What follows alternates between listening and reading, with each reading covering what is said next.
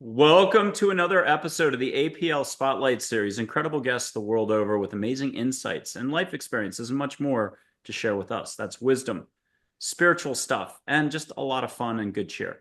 Okay, we've been doing this show now for over 2 years, 300 something episodes taped. Not all of them have been released, and we're booked way out, way too much out to 2026, August or so, or September. But we love having guests who are super special and fun back on the show. And today we're going to play a little. We have a very special guest when it comes to her background. She founded the Joy School. She's out of Florida, but she's also a prolific writer, whether it's children's books, I believe around 9 million or more copies sold, but also a kind of a secret stealth side of her. She's a ghostwriter, the type that you don't hear about. When a celebrity wants to put a book out, they hire her. And she's had at least 9 of those, I think, for another 9 or 12 million books sold. Only one time has she been outed, and I've got to out her. So, Roma Downey. That book, it became public knowledge. I'm allowed to say it on air. She co-wrote the book, and kudos to her. She's a great writer. She's very organized, and she's all about helping you follow the spiritual path, but also grasp all those amazing teachers we've had along the way, whether it's Don Miguel Ruiz, Wayne Dyer, and so on and so forth. She kind of absorbs it for you and gets it back to you in a simplified way that you can relate to faster. So, Lisa McCourt out of Florida, great to see you again. Welcome to the APL Spotlight Series and welcome back. People can check out our special election version in November of 2024, where we tried to tiptoe and not say anything political. And I think we did okay. Wish I had listened to that one to refresh my memory. That feels like eons ago. Hi, It Michael. Thank you. I always love to play with you because I can feel your heart and I feel your soul, and you are a good being on this planet, and I'm happy to be here with you. Well, as I say for all compliments, and you're a very good judge of character. Okay, I'm gonna light some sage. We're gonna go hyper interactive. So this isn't just like any old normal show. People should buckle up, whether it's a car, roller coaster, or Formula One. I'm gonna light some sage. Tell us what you're getting in Florida. You've done this with me before, off camera, on camera, and so is almost everybody else. This is nothing but letting the universe do its job. Everything is energy. Everything's interconnected. And yeah, I've got about 6 to 10 guests maybe that I've either forgotten to do this for on the show, or it's just not appropriate, and that's okay too. Everyone's good where they are, but there's always more room for growth and expansion, or it's around the corner if you just want to look. Okay, here's that sage. Are you already catching it where you are now? Oh, for sure. I didn't do it. We're blaming angels. Don't blame Canada. But now ask for more because linear is all this area does, the brain. So Yeah. catch flowers, catch ocean that's not out your back door in Florida. And what are you Mhm. getting for beautiful flowers? Just a field of wildflowers, just freedom, truth. I'm getting words. Now we're blaming angels for that. That's good. And then if you want, just put your hand out and see if you can catch a vibe. Ask your favorite 3 angels, have a big bingo contest, and let 3 get selected. Which 3 are kind of lighting you up? It could be all over you, and one's focused on your hand. Catch I all know high vibe.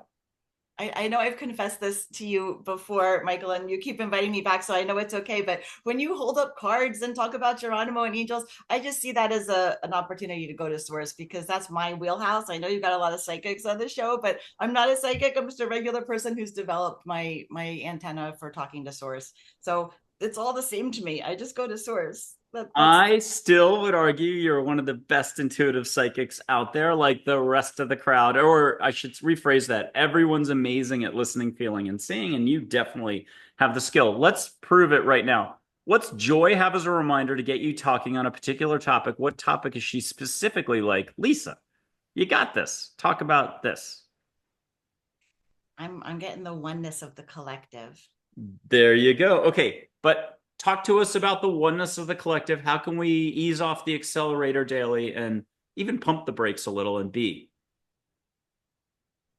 Yeah, I think that the accelerator and the brakes both have their place right now. I feel like we have to self-care, we have to self-nurture. That's a lot of what I'm doing with the communities that I serve at this time.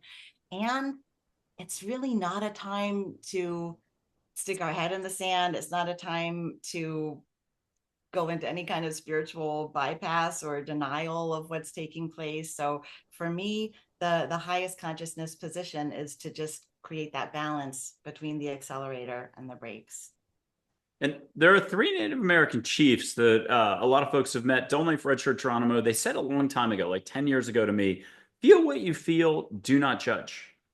Can you relate that to today? Oh my gosh, so much. That is exactly what I've been talking about. Any moment that we waste our valuable energy and attention on finger pointing and blame and contention, we are just throwing away our most valuable resource. Our most valuable resource is our attention, is the energy that we're going to give, that when we're spending it looking over there, pointing our finger, being in judgment, we're not able to use it for solutions, for contributing to a better world, to contributing to taking the action steps that are required of all high consciousness beings right now in order to create something beautiful and better moving forward. There's a lot of destruction, and we all know that destruction and rebirth is the cycle of nature. It's the most natural thing in the world. What gets born out of the rubble is up for grabs. It's not necessarily what those perpetuating the destruction have in mind. We can be an active participant in building something really beautiful and compassionate moving forward. So that requires the accelerator.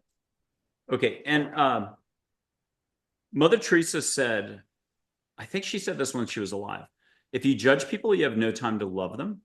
And Mm. so there's unlove, pretty much everything from the neck up. 99% of our thinking, 92%, if you want to be generous, is sort of fear based, judging, worrying, knowing something to the preclusion of possibility. That's something that a lot of humans, according to one angel, just it's escaping the grasp of. Like, it's not about knowing, it's about continued learning and expansion. So, what are you allowing for in the rest? But I want you to, if you could, grab Don Miguel Ruiz's four agreements, don't assume, always do your best. And remembering that everyone's always good where they are right now. This is going to sound like a total contradiction. You could apply this to something where you're like, but the football team's not winning.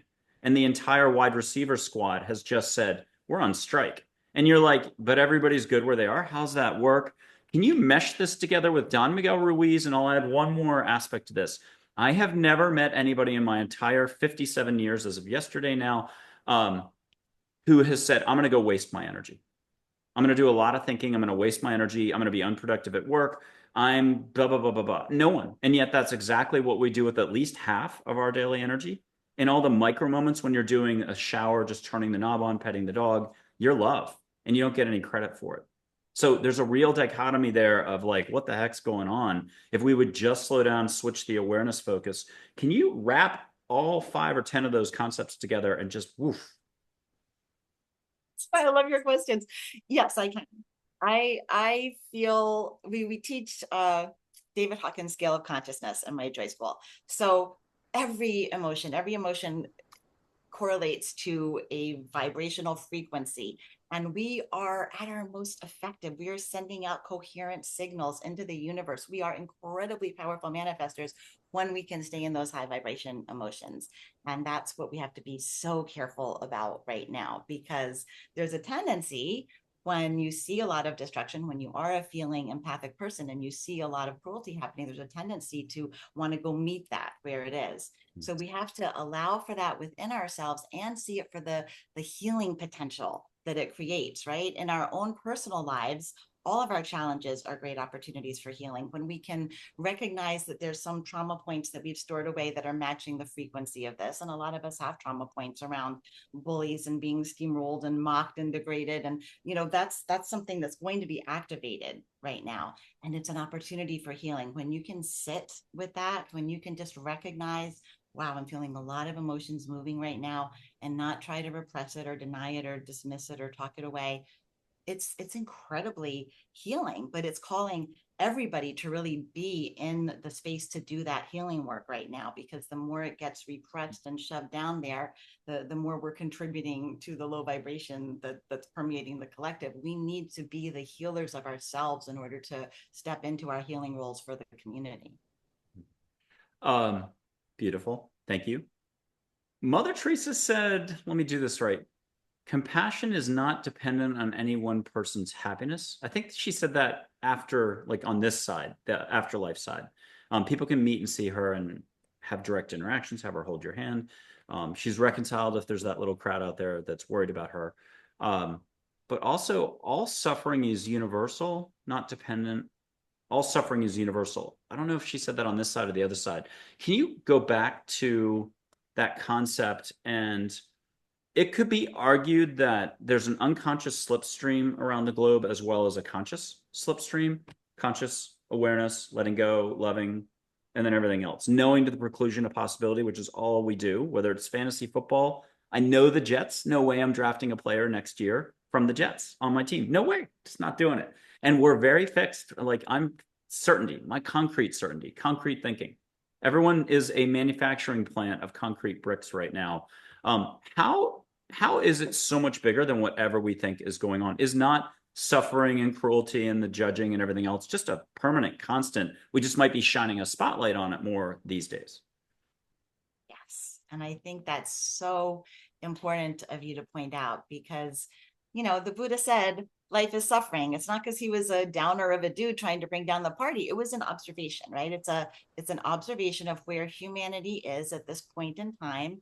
And you know, we have wildfires burning down LA. We've got, you know, floods causing devastation. We've got wars and planes crashing and humans in power causing untold suffering for other humans. These are all things that are happening on our planet right now. And there's been the equivalence of all these things since the beginning of time. The more we can be in acceptance of this, and that's what the Buddha taught, right? Not like life is suffering, so let's all go, you know, like have a miserable life. It's when we can hold that unflinchingly, when we can elevate our consciousness to the point where we just recognize those are some things that are going on at this point in time where my soul decided to plot myself down.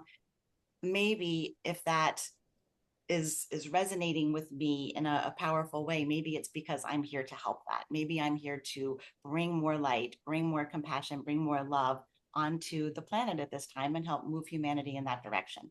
And when we can focus on that, when we can put all of our efforts, our decisions every day into pulling that love through us and helping to bring it into the collective, that's how we keep our vibration high in challenging times. That's what, you know, Viktor Frankl wrote about it, right? It's all what we're pulling through us. The love, the beauty, the peace is around us at all moments in time. That's what creation is. That's what God is. We can pull that through us and be effective contributors to a better humanity. And when we're not doing that, this is why, you know, I used to tell people, oh, turn off the news if it's pulling down your vibe. Don't turn off the news. We're beyond that point. Don't turn it off, because so many in my community who, you know, that used to be their go-to are noticing that when the collective is crying out, you're going to feel that whether you're tuned into it or not. So stay informed, stay tuned in so that you can bring that love and that purposeness into the collective and be a positive force. And that's how we survive it. That's how we keep our vibration high. Okay, let's do a non-linear, non-structured way of getting to the next topic. I'll put my hands up. We'll get connected. We'll just do love and above only, not my thinking or bill paying that I have to go right back to after we're done taping in another 20 minutes. But I'll put my hands up. We'll establish a connection, but then we're going to ask the universe, source, and lots of other loving beings, part of the source, coming in. And then we're going to do sort of a game show. If it's rainbow light, it's Grace, an angel. If it's Audrey Hepburn, you're just going to know. If it's pink, it's Joy. If it's blue, it's Charlotte. If it's oceany, it's Min, and I'll throw in a couple more. If it's orange light, it's a light being named Grace. So there's Grace the angel, rainbow light. You're going to get something on your eyelids. You're going to get something around you in the room if your eyes stay open. But either way, are you ready? I'll just put my hand up. This is easy. What are you feeling? You can use your whole body. You don't have to put your hand up. What are you feeling for a vibe right now? Oh my God, just love, just beautiful flow of unconditional love. And if your eyes are shut, let those movie screens, drive-in movie screens, 1950s drive-in movie theater. What color are you getting? Are you getting a mix of colors? Because if it's orange, it's Grace the light being. If it's rainbow light, it's Grace the angel. If it's blue, it's Charlotte. Pink is Joy. A teal greenish blue. Ooh, who's claiming that? Is it Min? That's an angel of some sort. Who's stepping forward? Just hear a name. It could be Mac, it could be Min, it could be a new angel. Who are you getting? I'm getting a connection between the heart and throat chakra. Um, yeah, I'm gonna just call it heart. Okay. And you can ask these two for clarification. You don't have to share anything out loud, but get the gist of the message coming through from there. Just say got it if you got some detail. I got it. Good. Now, what's the big gist of what you're getting for sort of a new tack or direction that we're going in? Faith. Ooh. And I'll mention, by the way, Faith's an angel, and let me do her color. It's yellow. Hope is peach, yellow is faith. So if you happen to catch a little yellow light anywhere, that's Faith saying hi. You can even get a little squeeze on the shoulder. Hard to duck those. Yeah. Okay, so Faith. Talk to us about Faith. I posted this recently. Faith is or fear is living in what if, and faith is living in even if.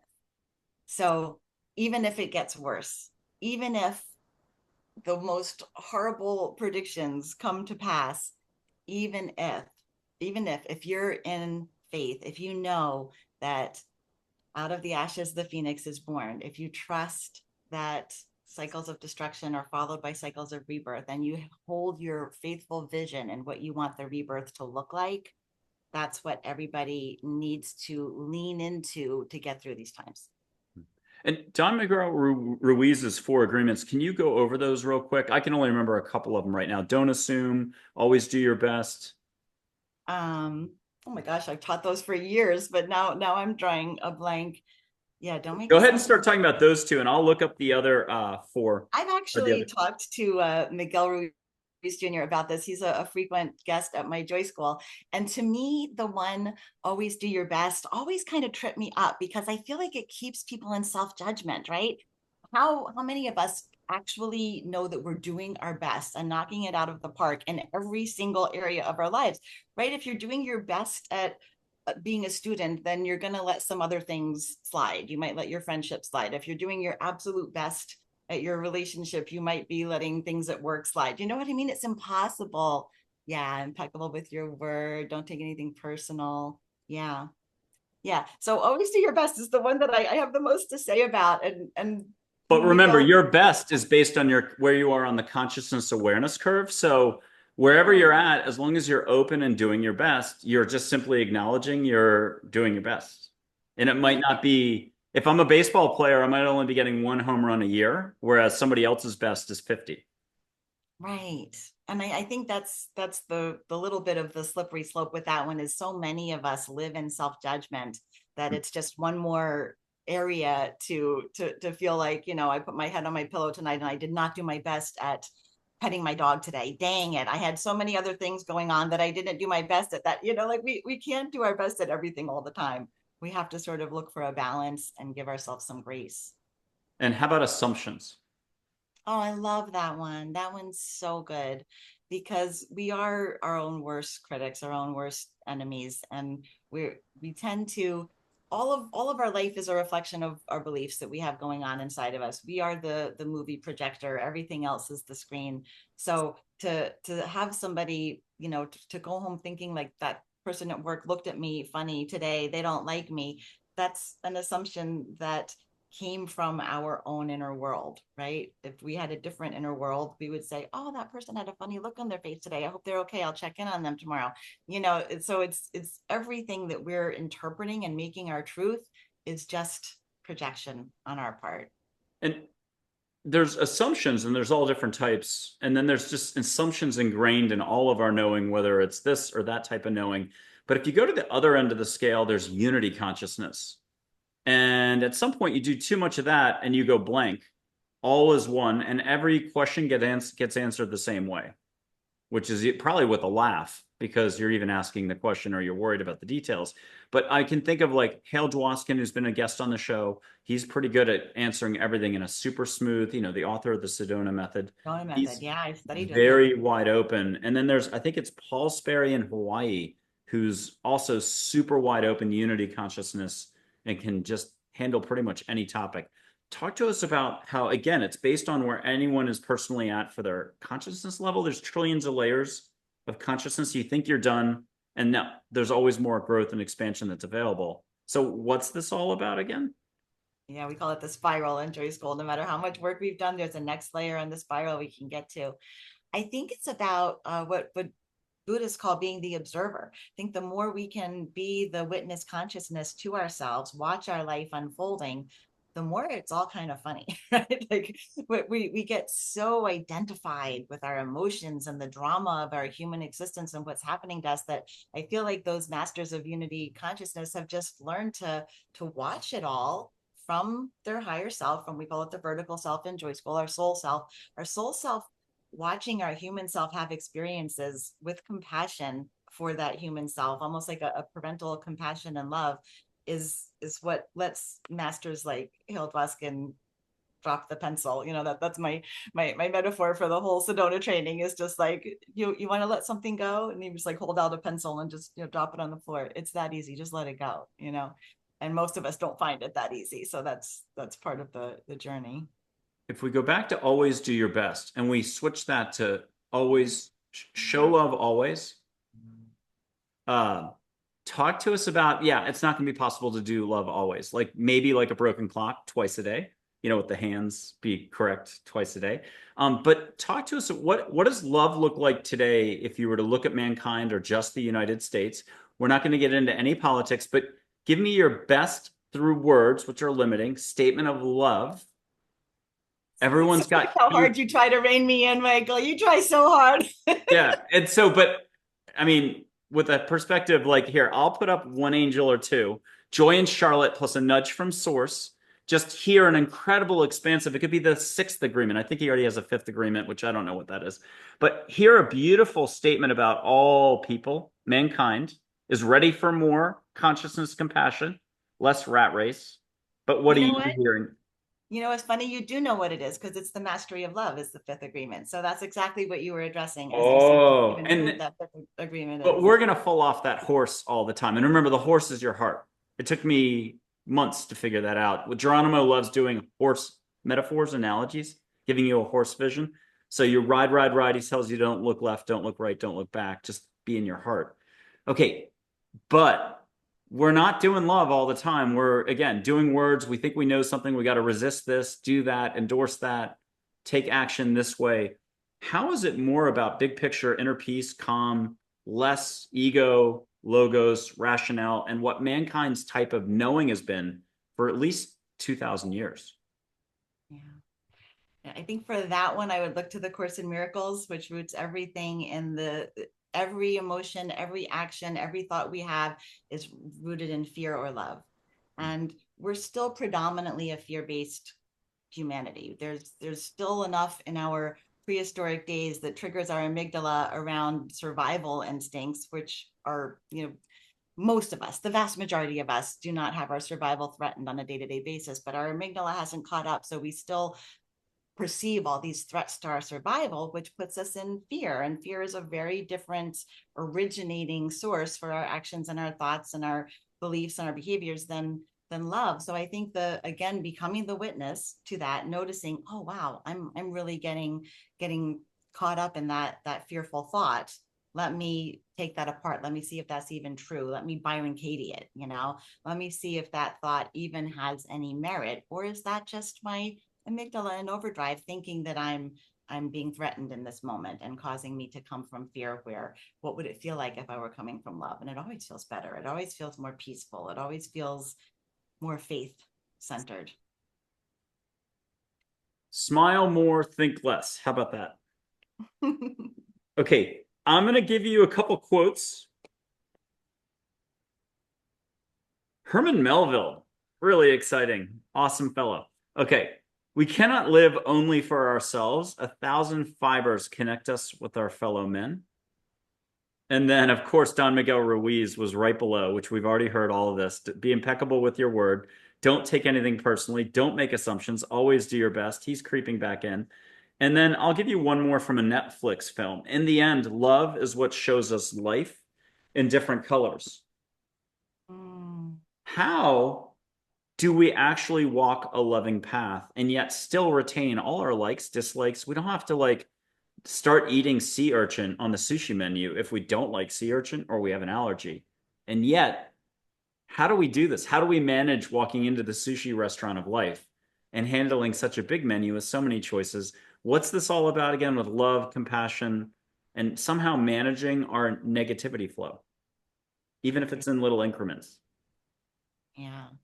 So any love that we're able to bestow out there has to first be happening in here. So it's about self-love first and foremost. And most, I'm not gonna say most, very, very many of us have a lot of conditioning against self-love. We have a lot of self-judgment, a lot of self-betrayal.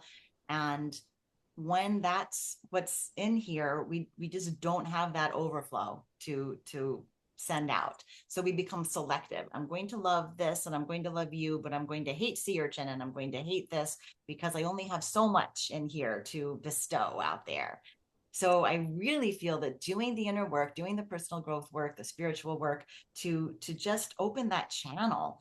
But the channel that I was feeling earlier was just this like tube of love and light. It comes up from Mama Earth who loves us. It comes down from Source who loves us. And when we can stay in that tube, it's so easy to love even the sea urchin on the menu because it's coming from an overflow. We can't bestow out there what we haven't first shored up within ourselves. And I came up with a workaround. So we're going to work with source, but you're going to get a visual. So I'll use this as a background to show my light. That's great. You'll see colored light. But then ask source and a gajillion angels to come in and make a design for you. It could be flowers, a running horse. Somebody got a running buffalo. It could be phoenixes, whatever. But it might be geometric. And out of that will come some sort of structure at the word level that you'll be like, ah, and it'll be pretty. More importantly, get a dad joke. So this is a hospital dad joke. It's cute. So nobody react at home if any family members in the hospital. Where in a hospital is the worst place to play hide and seek? Where? In the ICU. Yeah, you already knew it. Okay. Here's a Last little bit of, time. yeah, I did it last time. Okay, you get a new one though. I'll tell you how I got on my dad jokes. It was back at University of Mumbai. I double majored in cloning and hide and seek. I never finished the program. I had to take a year off to find myself. Go in. Okay, what light are you seeing between my fingers? A bright shining sun. Whoop. Hold on. It was falling over. Okay, do it again. And now, as soon as you see it, ask the whole crew, source, everybody, the big enchilada, to kick it into gear and make something out of light. It could be just sparks, it could be geometric, vortices, but you're getting a message. Anybody at home wants extra help, breathe more. And if you want to put your hands out and feel the vibe, or just put your hands out like you're at a concert. So get the big enchilada message now and just say, got it when you got it, so I can sit back down. Got it. Yay. And you got two jokes. Okay, what's the message?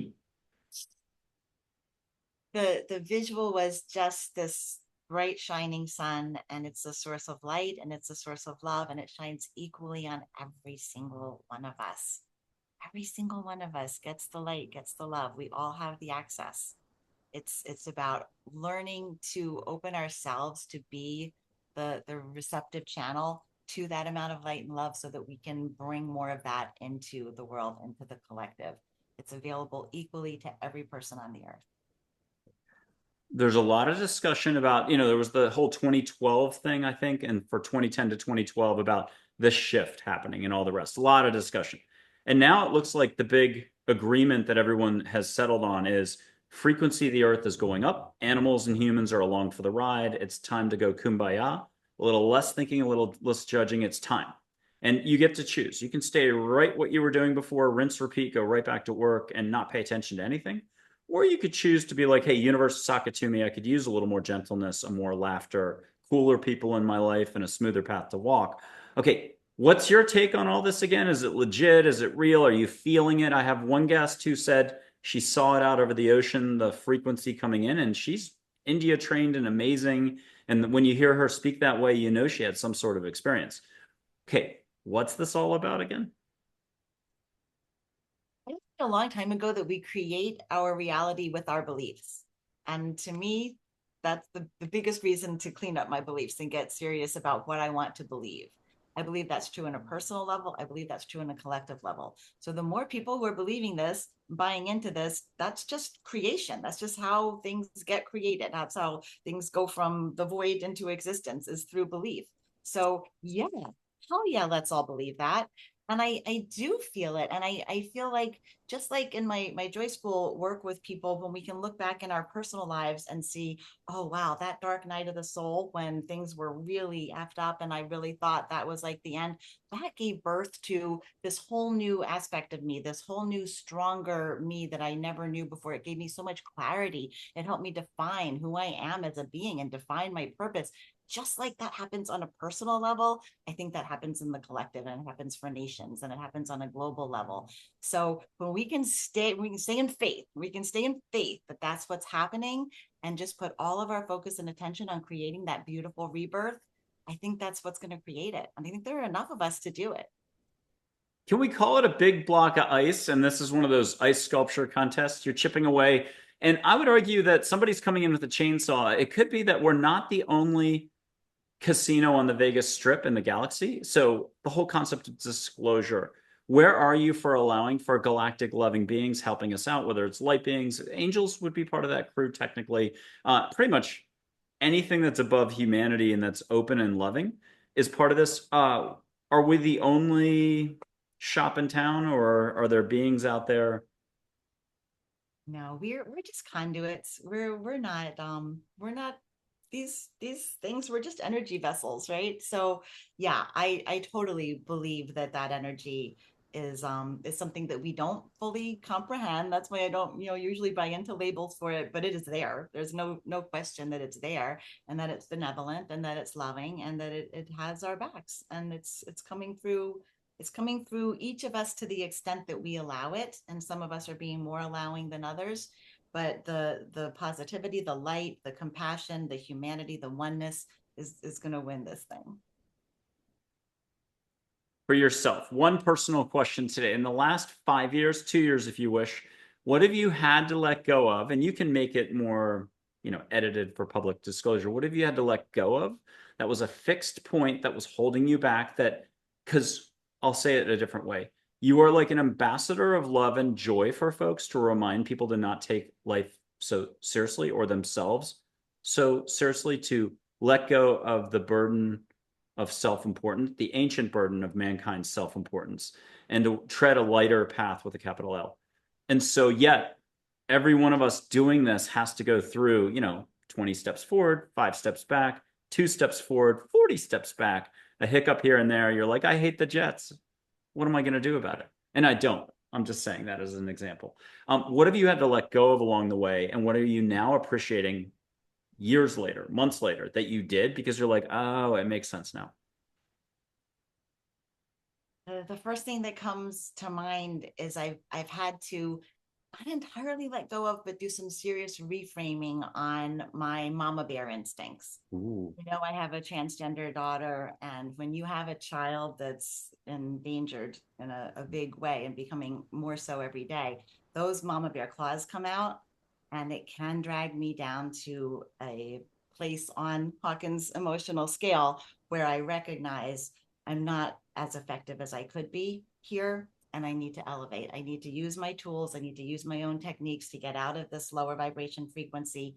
I need to become the most effective, coherent signal sender into the collective that I can be. And that's required a lot of work on my mama bear instincts. Aw, great answer. Thank you for sharing. David Hawkins, can you quickly, I don't like the word labels, but can you quickly size him up for us? So those who don't know about him, he's passed over. He had the 1 to 1,000 scale. It was about your emotional, like your flow in the moment. Talk to us about him for just a second before we take it to the next level.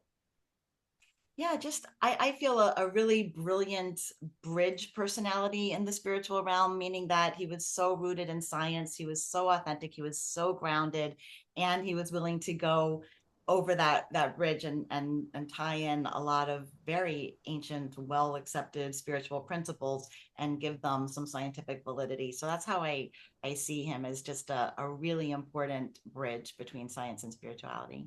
Okay. And is it okay if I put up Angel Joy to add to the conversation here? So how do we get close to 1,000 or at least 800 or 750 right now? Have her start flooding light, call it source light coming in, pink light if you wish, catch pink flecks all around you. But if anybody wants to breathe more, start moving a little, move a hand across the air, or just sit still and feel a hand squeeze on your shoulder, on your back, catch a flow in the room like it's Hawaii. I'm going to blow through the microphone. I don't know if my microphone will show or you can hear it, but I'll try blowing loud. Catch a wind on your face. I never watch these things to see if it's silent blowing or loud blowing, but I did loud blowing. Did you get a little wind, a little energy movement? I will let you know I didn't hear the blowing, but it's okay. Okay. It definitely was felt. Yeah. Ask Joy, what did we just get up to? And can you share something more about what just came in and have her slap a number on it? Not that we're trying to be judgy. Hawkins Scale. Yeah, I'm getting an image. And this is something that I've used sometimes in my teaching, and I wish I could think who to attribute it to, because I like to attribute sources, and I know I heard it somewhere, but it's the importance of stillness. It's the importance of each of us doing our alone time, our meditation time. If you don't meditate, then just that self-care, whatever's your best self-care, to stay gentle with ourselves, to stay in stillness, because that's where our strength is. That's where power is. So the metaphor is, if you have a pond that's like a super choppy day and the pond is all choppy at the top, you could drop a really big rock in that pond and you won't even notice a difference to the surface. But when it's a still pond, you could drop the smallest pebble in the middle and the ripples would extend all the way out to the shorelines. That's how we need to be in order to be effective harbingers of a better world right now. We need to be the still pond, so that every action we take, every word we speak, every social media post, if we're into that, every call we make has that ripple effect. Ooh, broader awareness, intercom. I love it. I'm bringing in Thich Nhat Hanh for you. Have him share something, but catch those metal things that move in the wind that make sound off of a temple, like chimes or something. Catch incense from a, what are we going to do? Vietnamese temple. Here he is. He's got a beautiful little insight. Loud and clear, it should be ringing through, but catch that incense, catch the music. Did you get both? Yeah. I didn't do it. Blame source, blame Thich Nhat Hanh. Okay, what'd you get? What can you share? And you can have them coming in right now. I got the resistance to the stillness. I felt that in the collective. I felt that there's even people who might be listening who understand that there's a resistance to the stillness, and that's a fear, and it's a fear in what you're going to find there. And the message is that no matter what's in there, it's worth it to give it that space, to give it that opportunity to be felt and to have self-attunement, so that whatever's there can move through you without self-judgment or self-incrimination from anything that might have happened in the past. We're only looking forward. It's the only direction to go in. Go to the stillness, find what's there, be open to it being something that you didn't expect, and then follow that voice. Brilliant. We're almost wrapping it up. That's a common theme in a lot of teachings, whether it's Seth, I forgot her name, who wrote Seth in the 1970s. Jane Roberts.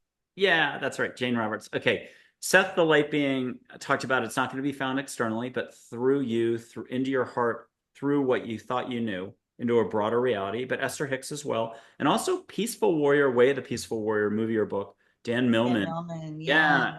And Sock, who I would argue is an angel, and you can meet him, chat with him about all this stuff, sits at the bar in the movie, I think, and is like, hey, it's where most, or no, it's the bus stop scene, I think. He's like, hey, it's the last place people want to go is here. And I just summed it up, paraphrase. But it's big and scary. Talk to us one more way about this dynamic of going here, and that's where all the action happens that's fun. Yeah. I think when we understand the dynamics of why we have disturbed energies within us, in Joy School, we work on the premise that every one of us came here as soul. Soul is love and peace and compassion and bliss. And that's the inner essence of every single one of us here. But along our earth journey, we had feelings that were too big for us to process. Usually in our childhood, we had some things happen that maybe shouldn't have happened, or some things that didn't happen that should have happened, in order for us to stay connected to that source energy that we are, the love and peace and joy that each of us has at our core. And those pockets of energy, the Vedics call them samskaras, right? They're little trauma pockets that we store in our energy field. And when something out here matches the frequency of that stored trauma, it's going to activate it, and we're going to experience the out here with even more of a painful response than it might have normally generated. And when we understand that we're storing these things, and that the way to allow them to flow through us, the way to get free of them, is to, now that we have emotional maturity and we have greater spiritual bandwidth, to provide that attunement for ourselves, and allow that, and allow the feelings, allow the tears to come, allow the pain, the grief, the anger, whatever is in there. When we stop judging it and make space for it, that's how we relieve ourselves of these samskaras, so that we can unflinchingly hold the world the way it is today, and bring our highest, best self to that task of bettering it. Yay. Okay, last item here before we close out. What's a mantra that you don't just want to share with us, but you want to say it 3 times on air? So people who are gung-ho at home can either pause it, rewind it, or say it with you once they hear the first time. What do you want to share with us? And then say 3 times with a little bit of intent and purpose and a lot of love zinging out. And in the years ahead, may it ripple even bigger than we think it is right now.